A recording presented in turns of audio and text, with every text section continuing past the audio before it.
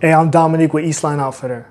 So in this video, I just want to talk about vigilance for those who conceal carry. And I just want to offer some extra tips, advice, things just to kind of be aware of, just to kind of help you along the journey. So the first thing I really want to get into is having the right demeanor. You know, if you conceal carry or you're looking to really take conceal carry serious, having the right demeanor is just going to be number one. Like, there's so many people I've seen that carry, you know, concealed and all, but some people really do lack the demeanor. They're just sloppy with it, you know? They're not really, their attire is not kind of giving them the advantage that they need. You know, some people, like, they conceal carry where they kind of want to conceal carry but like show off the gun sometimes, which kind of defeats the purpose of that. Some people just have a completely different demeanor where they're very high-tempered, very paranoid, assuming, very judgmental. And these are the things you want to stay away from. Like, I'm telling you, if you're going to conceal carry, you have to understand something, is that just carrying a gun, any like legal situation you kind of like fall into, like if you do something or something happens and you're just in the middle of it, it just makes it 10 times worse because you have a gun. You know, you're drinking while driving and you have a gun, oh, worse. You know, the offenses are just going to be higher on things of just, if you're acting a certain way and you're doing certain things with a gun, it's just going to be, the consequences are just going to be heavier on you. Let's just put it like that. So what I'm trying to say is that with demeanor is like, yo, you got to hold yourself a certain way. You got to really kind of just, like you have a tool that is capable of taking life in a second. There's a responsibility with that, you know? And I want to really kind of get on this temperament thing because I know a lot of people that tell me, oh, I want to get my gun, I want to get my pistol permit. And there's people that I know, you know, like family I know very well. There's friends that I know well. There's people that I've recently met and I've gotten a chance to see some things in them. And I know, like, some people it's like, I don't know if this person should have a gun if they're going to be acting like that. You know, like road rage is a thing. You know, like a lot of people like really go off when it comes to like road rage. Last thing I want to do is put a gun in someone's hand and then they pulling it out in the middle of road rage and shooting people. Like, that's just embarrassing. But what I'm trying to get at is that I'm not saying you're a road rager. I'm not saying you're going to get all angry and do stuff and hurt people. But what I am trying to get at is that you got to start thinking in the perspective of you're carrying something that just puts you in a different status. You need to have a mindset shift. When you carry a gun, your mind has to shift in a very particular way. Because you're going out in the world, you know, you're going about your day, you're going to do your thing. But you have to understand, like, that's a tool for protection, to defend your life and others. That's it. It's not a tool for intimidation. It's not a tool for trying to get your own way. It's not a tool for selfish gain. It's a tool for protection and the protection of others, you know, when a time is called for. So you got to really hold yourself to whatever that means to you. I can't really tell you so much what to do. I can give some advice, give some guidance, but I'm pretty sure you understand the general meaning of what I'm saying, you know? And yeah, you got to have a good demeanor, have a proper demeanor. That means that people don't need to know you're carrying if you're carrying concealed. And you just don't just give off a intimidating personality. Like, just don't be giving off an intimidating vibe if you don't have to. You know, there's a time and a place for that. But you don't have to be, you don't have to embody something. Like, there's certain characteristics where, like, you just have to think that most people aren't going to mess with you. But in places where they do, there's a time and a place to hold yourself a certain way. You know what I'm saying? Keep your head up, just shoulders straight, back straight, and you got to go about your day and be confident. You got to hold yourself together. So I hope that makes sense. So the next thing I want to get into is, what to pay attention to, when you're carrying. Biggest thing you kind of want to watch it for. Number one, like the biggest thing is an imminent threat. Like imminent, something that is like coming your way, and there's no way to escape it in time. We just need to pay attention to our surroundings everywhere we go. Some guys run at you with an axe, directly at you, looking at you, eye contact, and it's close to swinging. You have to be in the frame of mind to respond to that, to dodge it, to pull your gun out if you need to. While concealed carrying, you also have to pay attention to situations that don't call for pulling your gun out. Some guys running at you with their fist up in the air. You don't really need to shoot the guy. He's not posing a deadly force threat.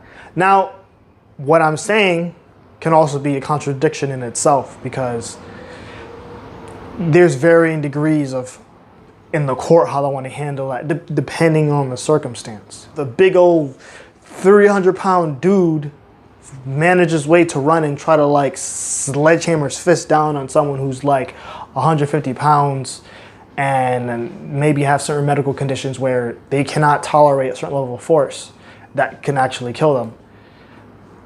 You know what I'm saying? I'm pretty sure there's an understanding we can have about the varying degrees of when and when not to use a gun in situations that can really take your life.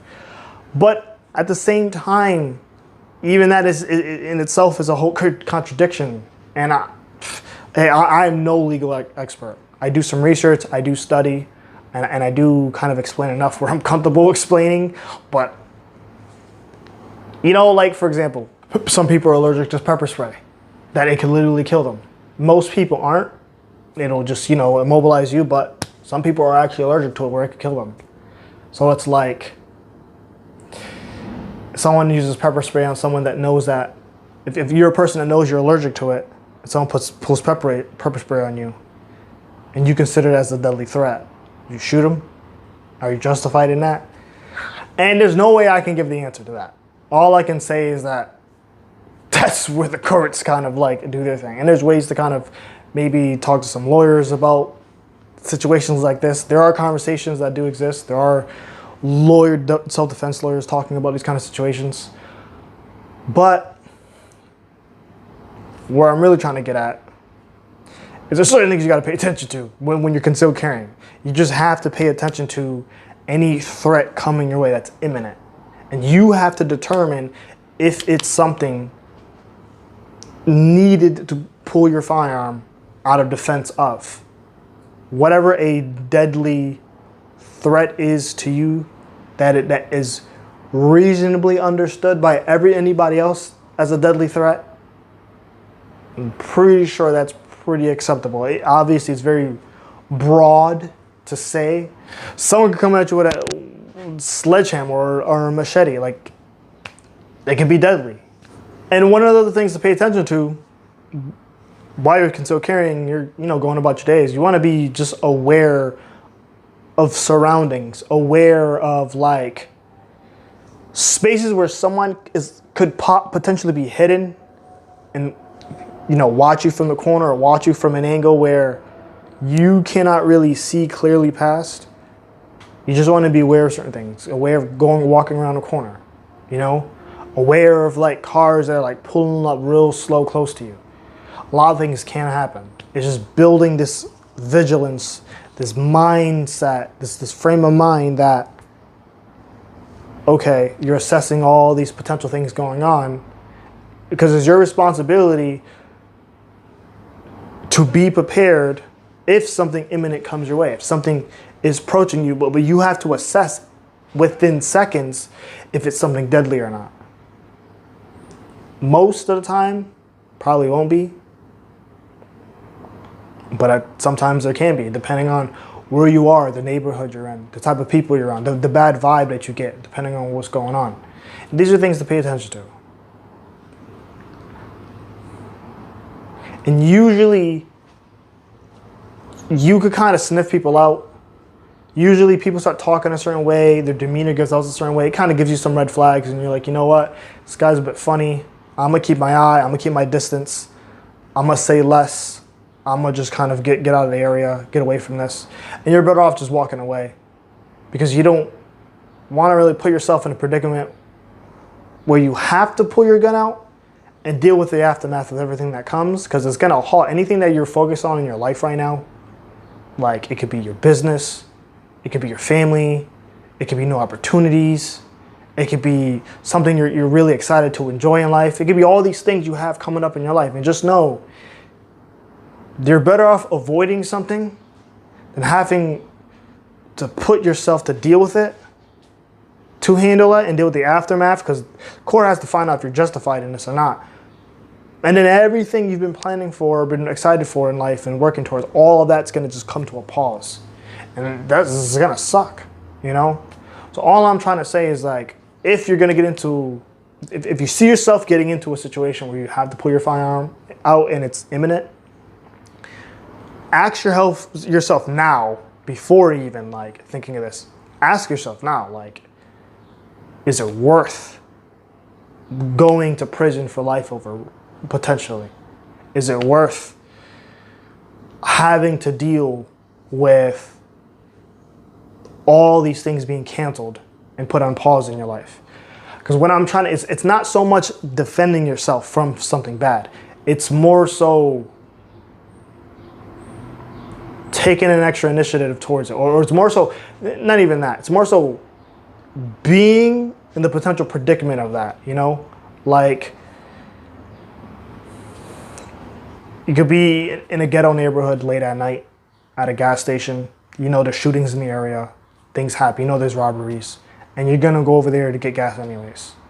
And it's just like, you could have just kept driving by and go to a safer gas station. But you just said, you know what, I don't think it's going to happen. I'm just going to go here. I don't care. I got my gun on me. So, like, what's up? No one's going to stop me. And hey, listen, maybe you brandish your gun, you threaten the guy, and he walks away. He runs away. And that happens more often than not. But it's no guarantee, you know? What if that guy shoots and you shoot back? The guy's down. Maybe you were justified. Maybe you are justified in the situation. But was it worth dealing with the next 6 to 9 months of your life, going to court back and forth and dealing with all this stuff? And who knows, that family vacation you're about to have, or that time, your birthday's next 2 days later, or you got all these plans coming and your business and all this money's coming in, and now you can't even touch all that. And who knows, stuff I'm saying probably won't even play out like that. I don't know. But what I'm trying to get at is I'm trying to put a perspective in your head that's like, hey, is it worth it? You know what I'm saying? Think 10 steps ahead. Is it worth it? That's what I'm trying to have you think of. Is it worth it in the long run? I'm not trying to deal with that. Unless I really have to, have no choice, then that's different. But majority of the time, I'm not trying to deal with all that. I'm trying to work on my success, trying to work on my life, work on getting right, getting fit, doing my thing, making moves, meeting new people, opportunities, be on my grind. I'm not trying to let stuff get in my way. I'm trying to move forward. This is abundance, you know? So I hope you kind of get where I'm going with this. Now, the last thing I want to talk about is, you know, when to consider reaching for your gun. This is something that you really have to consider for yourself. So if I'm in a situation, and I'm just talking about me personally, if I'm in a situation where somebody's posing a deadly threat to me, like they pull a knife out me and they're threatening me, or multiple people are trying to come up on me and they want to jump me or something like that, or somebody's pointing a gun at me from a distance trying to intimidate me or trying to come up close. Me personally, and I'm not saying you got to do this, I'm just saying in my mind the way I would react. I'd really start considering grabbing my gun. I'd really start considering pulling my gun out. Now,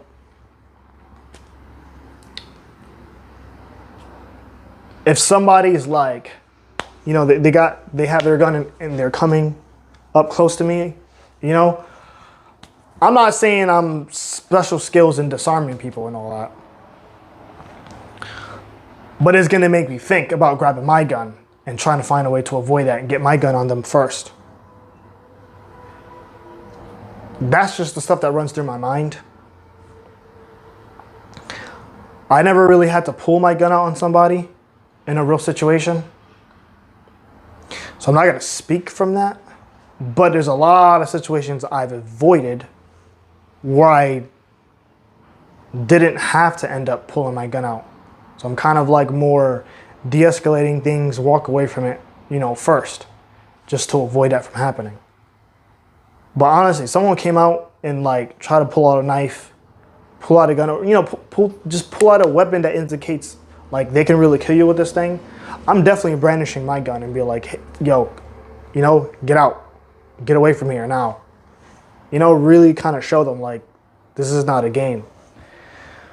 And if they run away, hey, they're out of there.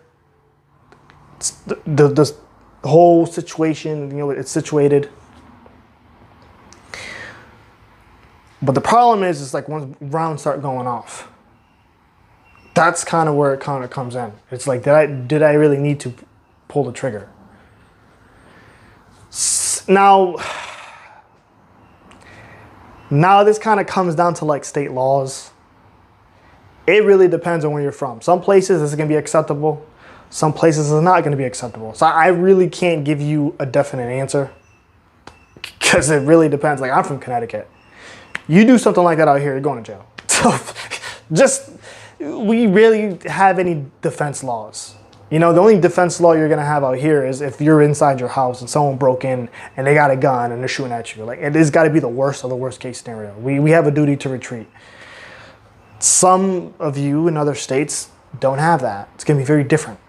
You know, you can exercise self-defense in a very different set of parameters in your state's law, different than my state. So I have to be very careful the way I'm talking about this because, you know, I'm from a restricted state, so it's going to be different the way I'm going to communicate this. It might not be the right answer for you, but at least I can kind of talk about what to consider, what to think about, what to be mindful of, you know?